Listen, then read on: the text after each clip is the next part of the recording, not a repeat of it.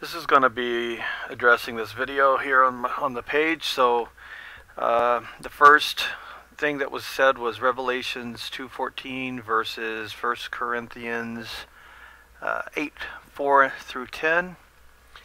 And the accusation is that Paul is stating that it's okay to eat in the temples of idols as long as you don't let the weak person see it. So I'm going to start from there. Question. In 1 Corinthians chapter 8 verses 4 through 10, Paul is clearly implying that since there is only one God, an idol is nothing in the world. He goes on to say that the meat or food we eat does not bring us closer to Elohim or alienate us from him.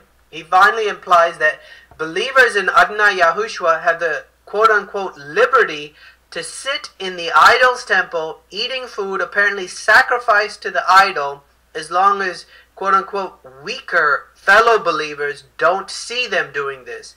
This is clearly condoning what Adonai Yahushua condemns in Revelation chapter 2 verse 14. Okay, we're going to take a look at the first accusation. And the problem that we first come into here is he's telling us that Paul is saying something that he's not. He's saying that Paul is saying that we have the liberty to eat in the pagan temples.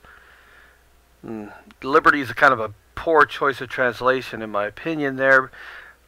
It's dealing with knowledge.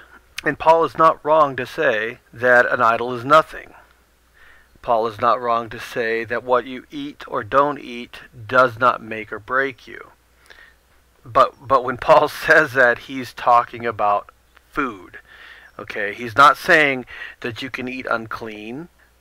When a Hebrew, an Israelite says something is food, they're referring to what's on the clean list. They're not referring to other things. Now, something that's on the clean list, you could call it common if it's been used in sacrifices, but it's not. He's not referring to unclean foods here. He's talking about what would be considered food to the Hebrews if it had been sacrificed to an idol. In reality, the idol is simply a figment of man's imagination. But with that in mind, there's a deeper thing there, which, believe it or not, he does address. But the problem is, this is Paul we're talking about. Paul drags out everything he says into a very, very, very, very long explanation. And the video here that was made is like a soundbite.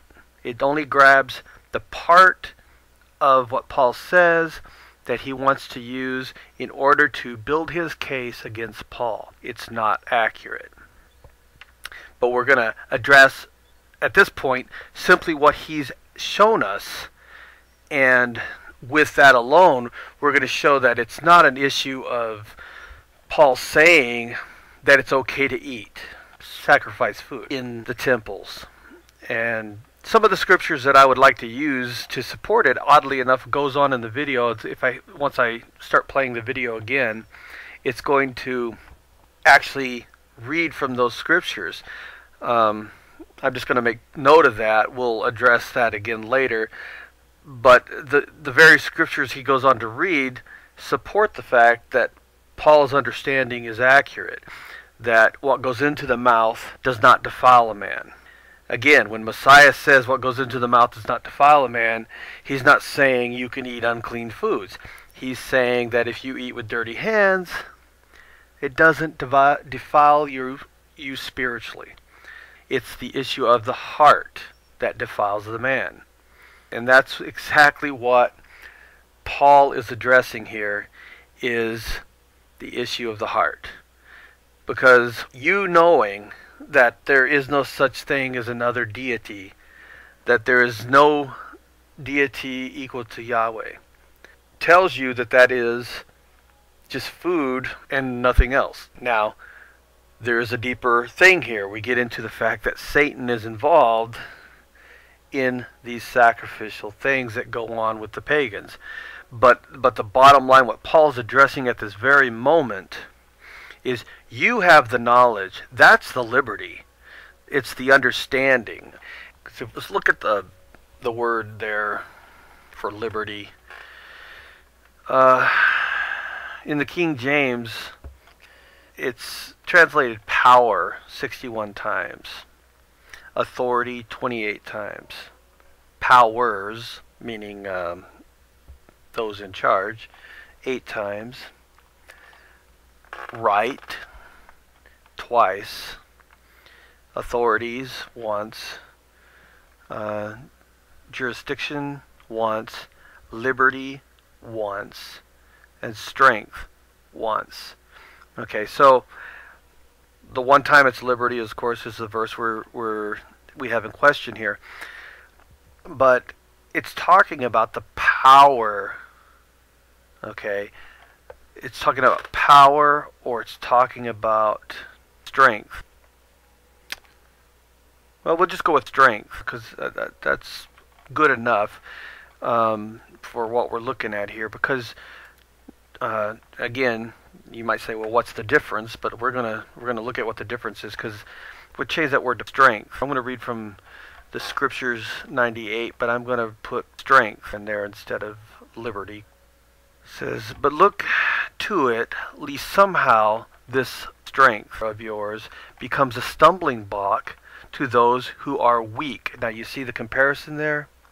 Strength and weak, of course, is weak. So that's the better comparison of a word. It's talking about a power that they have. Now let's look at what was read, and we're going to break it down now, not the way he did, because the way he did it, was to say that what Paul was saying was that it's okay to eat in the temple of pagan deities as long as the weaker person doesn't see you. Now what's the point of that? If it's okay to eat there, what does it matter if the weaker conscience sees you? Because the whole issue is you should not be eating in the temples. That's Paul's point. That's what he's trying to teach these people. Remember, this is a letter that he's received from someone else. And he is addressing something they asked him directly. We don't have that letter. We don't have the luxury of knowing what the question or questions were. But we do see Paul's response. And what he says here concerning it, and the question had to be something along the lines of, well, you say that the deities are nothing, so why can't we just eat in the temples, get a free meal? Something along those lines. I'm totally guessing there. But let's look at Paul's response. And we'll start at 4. So then, concerning the eating of food offered to idols, we know that an idol is no matter at all in the world, and that there is no other Elohim but one.